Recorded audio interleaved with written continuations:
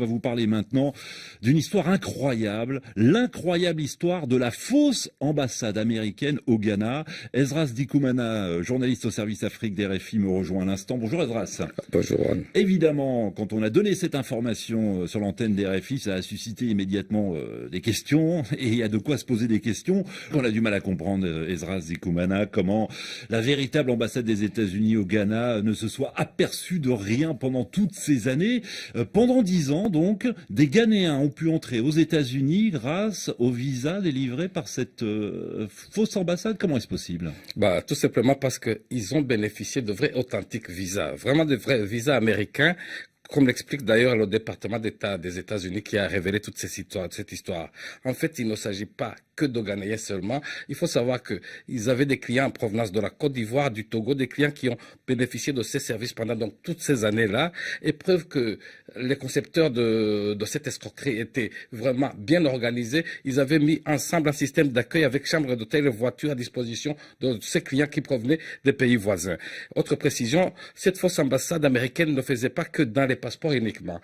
Ils ont délivré également des documents dont on peut avoir besoin pour vivre aux États-Unis, permis de conduire, des diplômes d'université américaine, tout ce qu'il y a d'authentique, et tout ça bien sûr contre de l'argent, $6 000 américains, c'est-à-dire 5 600 € la pièce. Alors la question que tout le monde se pose, c'est sait-on exactement combien de personnes ont pu entrer aux États-Unis grâce à ces visas délivrés par la fausse ambassade américaine? Jusqu'ici, personne ne le sait parce que tout simplement, le département d'État qui a révélé toute cette histoire n'a pas donné de chiffres. Mais vous pouvez vous faire une petite idée de ces chiffres si je vous dis que cette fausse ambassade a ouvert ses portes 3 fois par semaine, c'est-à-dire le lundi, le mercredi et le vendredi, 3 fois par semaine pendant plus de 10 ans avec son personnel composé de Turcs et de Ghanéens qui appartiennent au milieu du crime.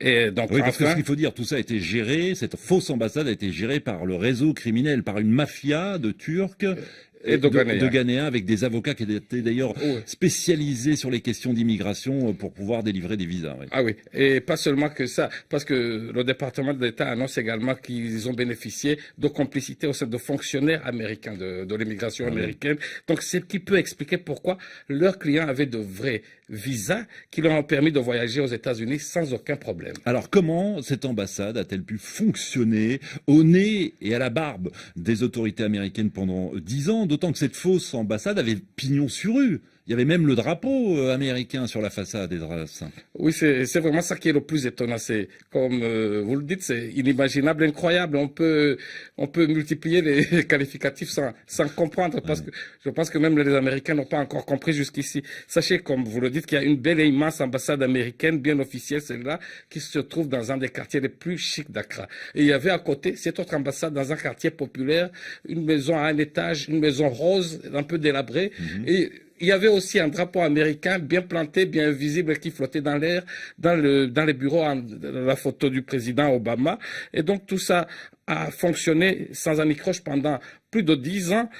Donc cette fausse ambassade a fonctionné. Et comme le disent certains, peut-être que c'est la meilleure manière de cacher un objet, c'est de le mettre bien en vue, ce qui peut expliquer pourquoi c'est passé inaperçu. Donc les questions ne peuvent pas donc manquer. Alors, qui était au courant, par exemple? De quelle complicité ont bénéficié ce groupe au Ghana de la part de la police ou des autorités ghanéennes?